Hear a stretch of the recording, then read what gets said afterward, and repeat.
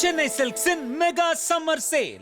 Velamal Engineering College, CSE, Cyber Security. Admissions open for 2026.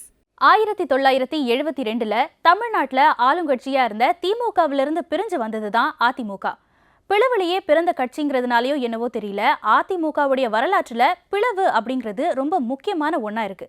1972ல அப்போ முதலமைச்சராகவும் திமுக தலைவருமா இருந்த கருணாநிதி கூட ஏற்பட்ட ஒரு கருத்து வேறுபாடு காரணமா எம்ஜிஆர் தனியா ஆரம்பிச்ச ஒரு புது கட்சி தான் அண்ணா திமுக. 1977ல ஆட்சிக்கு வந்ததிலிருந்து 1987 டிசம்பர் 24, அதாவது எம்ஜிஆர் இறக்குற வரைக்கும் அவரு தான் முதலமைச்சரா இருந்தாரு. எம்ஜிஆர் உயிரோட இருக்கும் போதே அதிமுகவுடைய முதல் பிளவு தொடங்கிடுச்சு. அதிமுகவுடைய கொள்கை பரப்பு செயலாளரா ஜெயலலிதாவை நியமிக்கணும் அப்படின்னு கொண்டு வந்த அந்த முடிவுக்கு எதிர்ப்பு தெரிவிச்சாரு அப்போ உணவுத்துறை அமைச்சரா இருந்த SD சோமசுந்தரம். இதனால சென்னை சத்யா ஸ்டுடியோஸ்ல அதிமுக பொதுக்குழு செயற்குழு கூட்டத்தை கூட்டி கட்சி விரோத நடவடிக்கை, ஊழல் குற்றச்சாட்டு அப்படின்னு சொல்லி SDS சோமசுந்தரத்தை கட்சி அடிப்படை உறுப்பினர் பொறுப்புல இருந்தும் அமைச்சரவையில இருந்தும் நீக்கிட்டாங்க. இதுக்கப்புறம் அதிமுகவிலிருந்து நீக்கப்பட்ட SDS வெளியில வந்து நமது கழகம் அப்படிங்கிற ஒரு கட்சியை ஆரம்பிச்சாரு. 1984ல நடந்த பார்லிமெண்ட் எலெக்ஷன்ல போட்டி போடுறாங்க. ஆனா நமது கழகத்திலிருந்து ஒரு சீட் கூட வின் பண்ண முடியல. அதிமுகவுடைய அடுத்த பிளவு எம்ஜிஆர் இறந்ததுக்கு அப்புறம் தான் நடந்தது. எம்ஜிஆர் இறந்ததுக்கு அப்புறமா எம்ஜிஆருடைய மனைவி ஜானகி ஒரு அணியாவும், அப்போ அதிமுகவுடைய கொள்கை பரப்பு செயலாளரா இருந்த ஜெயலலிதா ஒரு அணியாவும் மாறுறாங்க. ஜா அணி, ஜே அணி அப்படின்னு கட்சி ரெண்டா பிரிஞ்சுது. இதனால தேர்தல் ஆணையம் இரட்டை இலை சின்னத்தை முடக்கிட்டாங்க. அதிமுகவில் நடந்த இந்த ஒரு பிளவு 1989ல நடந்த சட்டமன்ற தேர்தலில் பயங்கரமா பேக் ஃபயர் ஆயிடுச்சு. ஏன்னா 13 வருஷமா ஆட்சிக்கு வராத திமுக அந்த எலெக்ஷன்ல வின் பண்றாங்க. 3வது முறையா கலைஞர் கருணாநிதி முதலமைச்சர் ஆனாரு. இந்த தேர்தலில் ஜானகி அணி 2 இடங்கள்ல மட்டும்தான் வெற்றி பெறாங்க. ஜெயலலிதா அணி 27 இடங்கள்ல மட்டும்தான் வின் பண்றாங்க. இந்த எலெக்ஷன் முடிஞ்சதுக்கு அப்புறமா இந்த பாலிடிக்ஸ் எல்லாம் செட் ஆகாது அப்படின்னு நினைச்சிட்டு ஜானகி பாலிடிக்ஸ்ல இருந்து விலகிடுறாங்க. அதுக்கப்புறமா ஜா அணி, ஜே அணி அப்படின்னு ரெண்டா இருந்த கட்சி மறுபடியும் ஒன்னாகி ஜெயலலிதா தலைமைக்கு கீழே வருது. 1989 பிப்ரவரி 7 அன்னைக்கு இரட்டை இலை சின்னம் மறுபடியும் அதிமுகக்கு கிடைக்குது. அதுக்கப்புறமா நடந்த நாடாளுமன்றத்துல காங்கிரஸ் கூட அதிமுக கூட்டணி வச்சு 39 இடங்கள்ல 38 இடங்கள் வின் பண்றாங்க. 1996ல ஜெயலலிதா கூட ஏற்பட்ட ஒரு சின்ன மாற்று கருத்து காரணமா திருநாவுக்கரசு அதிமுகவிலிருந்து வெளியில போய் எம்ஜிஆர் அதிமுக அப்படின்னு ஒரு புது கட்சியை தொடங்குறாரு. இந்த கட்சியை தொடங்கினதுக்கு அப்புறமா 2001ல நடந்த சட்டமன்ற தேர்தல்ல பாஜக கூட கூட்டணி வச்சு மொத்தம் 3 இடங்கள்ல தேர்தல்ல நிக்கிறாங்க. ஆனா அதுல 2 இடங்கள்ல வின் பண்ணிட்டாங்க. அதுக்கப்புறமா 2002ல எம்ஜிஆர் அண்ணா திமுக அப்படிங்கிற அந்த கட்சி அப்படியே பாஜக கூட இணைச்சிடுறாங்க. ஆனா இந்த ஒரு பிளவு அதிமுகல பெரிய விஷயமா கருதப்படல. 2016 வரைக்கும் அது வரைக்கும் எல்லாம் சுமூகமா தான் போயிட்டு இருந்தது. 2016ல ஜெயலலிதா இறந்ததுக்கு அப்புறமா டெய்லி ஒரு புது அணி உருவாச்சுன்னே சொல்லலாம். அந்த அளவுக்கு அதிமுகவில் குளறுபடிகள் நிறைய நடந்துச்சு.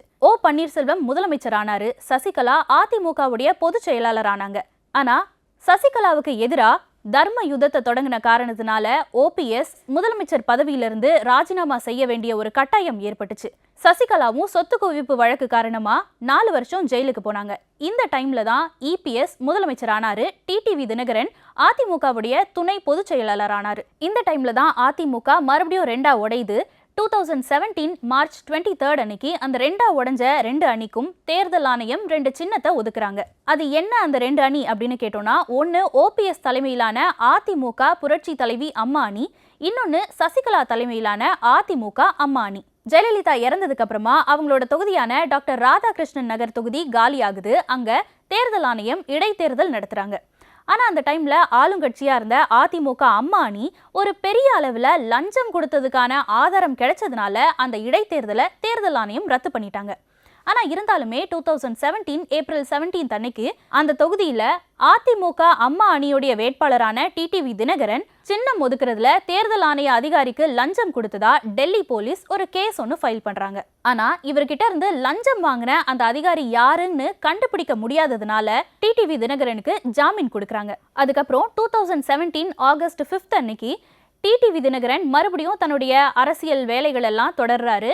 ஆனா அப்ப முதலமைச்சரா இருந்த எடப்பாடி பழனிசாமி சில முரண்பாடு காரணமா டிடிவி தினகரனை அதிமுகவுடைய துணை பொதுச் செயலாளரா நியமிச்சது செல்லாது அப்படின்னு அறிவிக்கிறாரு. எடப்பாடி பழனிசாமி தமிழ்நாட்டுடைய முதலமைச்சர் ஆகி ஒரு 6 மாசத்திலேயே ஓபிஎஸ் மறுபடியும் வந்து கட்சியில இணைஞ்சுக்கிட்டாரு. அதுக்கப்புறமா ஓபிஎஸ்க்கு தமிழ்நாட்டுடைய துணை முதலமைச்சர் பதவி கிடைச்சது. அது மட்டும் இல்லாம அதிமுகவுடைய ஒருங்கிணைப்பாளராகவும் ஓபிஎஸ் ஆறாரு, துணை ஒருங்கிணைப்பாளரா இபிஎஸ் இருக்காரு. சோ அந்த கட்சிக்கு 2 தலைமைத்துவம் அப்படிங்கிற ஒரு பேசிஸ்ல தான் அந்த கட்சி இயங்கிட்டு இருந்தது. அந்த டைம்ல அதிமுக தங்களுடைய அதிகாரப்பூர்வ செய்திகளை வெளியிடுறதுக்காக நியூஸ் ஜே அப்படிங்கிற ஒரு சேனலை 2018ல இன்ட்ரடியூஸ் பண்றாங்க.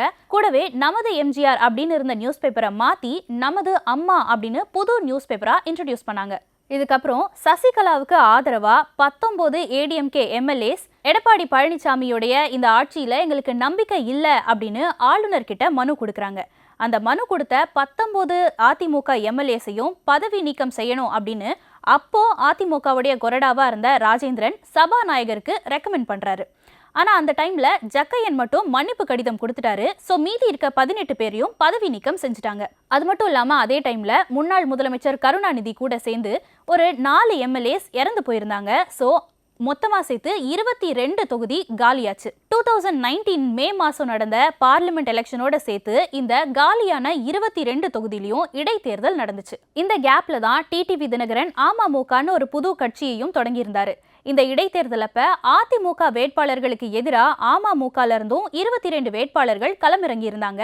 ஆனா அந்த 22 தொகுதியில 9 தொகுதிகளில் அதிமுக வின் பண்ணி ஆட்சியை தக்க வச்சுக்கிட்டாங்க.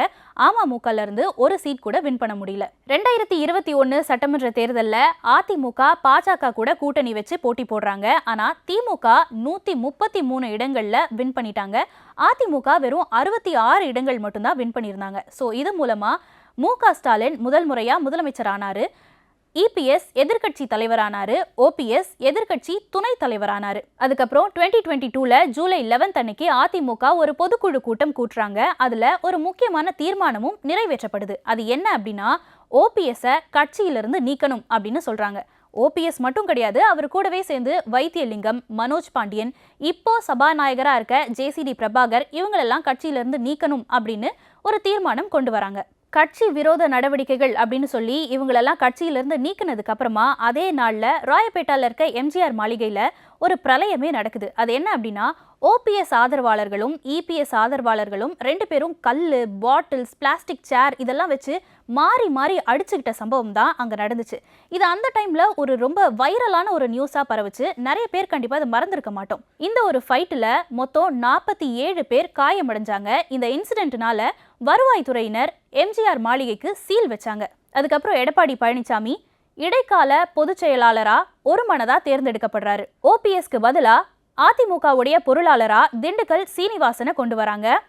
சட்டமன்றத்தில் எதிர்கட்சி துணைத் தலைவரா ஆர்பி உதயகுமாரை கொண்டு வராங்க. 2022 ஜூலை 20 அன்னைக்கு மறுபடியும் எம்ஜிஆர் மாளிகையோட சீல் நீக்கப்படுது. 2022 ஆகஸ்ட் 17 அன்னைக்கு சென்னை ஹைகோர்ட்ல இது சம்பந்தமா நடந்த ஒரு கேஸ்ல இபிஎஸ் ஒரு வாதம் முன்வைக்கிறாரு. அது என்ன அப்படின்னா அதிமுகவில் இருக்க 1.5 கோடி உறுப்பினர்களில் 95% பேர் என்னுடைய தலைமைக்கு கீழே தான் கட்சி இயங்கணும்னு எனக்கு ஆதரவு தெரிவிச்சிருக்காங்க அப்படின்னு சொல்றாரு. ஆனா அவர் சொன்ன அந்த கருத்துக்கு எந்த ஆதாரமும் இல்லை அப்படின்னு சொல்லி அந்த கேஸ் தள்ளுபடி செய்யப்படுது. அதுக்கப்புறம் மறுபடியும் அதிமுகவுடைய பொதுக்குழு கூட்டம் கூடுது. அதுல சில முக்கியமான தீர்மானங்களை கொண்டு வராங்க. அது என்ன அப்படின்னா ஃபர்ஸ்ட் இந்த அதிமுகல இரட்டை தலைமைத்துவம்லாம் இருக்கக்கூடாது, அதை ஒழிக்கணும், யாராவது ஒருத்தருடைய தலைமையில தான் கட்சி இயங்கணும் அப்படின்னு சொல்றாங்க. அது மட்டும் இல்லாம அடுத்த 4 மாசத்துக்குள்ள யாருடைய தலைமையில அதிமுக இயங்க போகுது அப்படிங்கிறத கட்சிக்குள்ளேயே ஒரு எலெக்ஷன் வச்சு தேர்ந்தெடுக்கணும்னு சொல்றாங்க.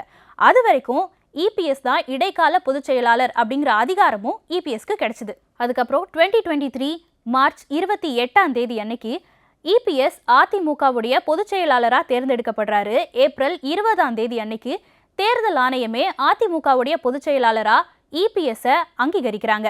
ஆகஸ்ட் 20 அன்னைக்கு மதுரையில் எடப்பாடி பழனிசாமி தலைமையில் பிரம்மாண்டமா அதிமுகவுடைய பொன்விழா மாநாடு நடக்குது. அதில் லட்சக்கணக்கான தொண்டர்கள் கலந்துக்கிட்டாங்க. அதுக்கப்புறம் செப்டம்பர் 25, 2023 அன்னைக்கு அதிகாரப்பூர்வமா தேசிய ஜனநாயக கூட்டணியிலிருந்து அதிமுக வெளியில வந்துட்டாங்க. ஆனா இதுக்கப்புறமா அதிமுகவில் நடந்த பிரச்சனைகள்லாம் சால்வ் ஆயிடுச்சா, இப்ப எல்லாம் ஒன்னா தான் இருக்காங்களா அப்படின்னு கேட்டா இல்ல. ஓபிஎஸ் திமுகவில் இணைஞ்சிட்டாரு. சசிகலா அகில இந்திய புரட்சி தலைவர் மக்கள் முன்னேற்ற கழகம் அப்படின்னு ஒரு புது கட்சியை தொடங்கி பாமக கூட கூட்டணியில இருக்காங்க. டிடிவி தினகரனுடைய அமமுக அதிமுகவோட கூட்டணியில இருக்காங்க. ஆனா அதிமுக தான் யார் கூட கூட்டணியில இருக்காங்கன்னு தெரியாத ஒரு நிலை ஏற்பட்டிருக்கு. ஏன்னா அதிமுகவே இப்ப மறுபடியும் ரெண்டா பிரிஞ்சிருக்கு.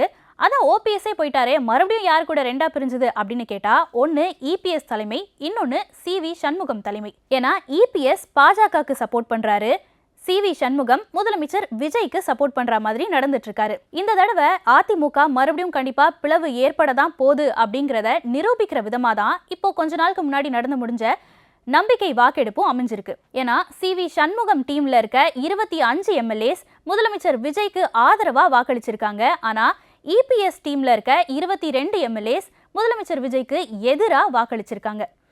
என்னதான் இருந்தாலும் அதிமுகக்கு வலு சேர்க்கணும் அப்படின்னா வெளியில போனவங்க எல்லாரும் மறுபடியும் ஒன்று சேரணும் அப்படிங்கிற ஒரு கருத்து தொண்டர்கள் மத்தியில இருந்தாலும் அது நடக்குமா அப்படிங்கிறது ஒரு பெரிய கேள்விக்குறியா தான் இருக்கு. The Chennai Silks in Mega Summer Sale. Velamal Engineering College, CSE, Cyber Security. Admissions open for 2026.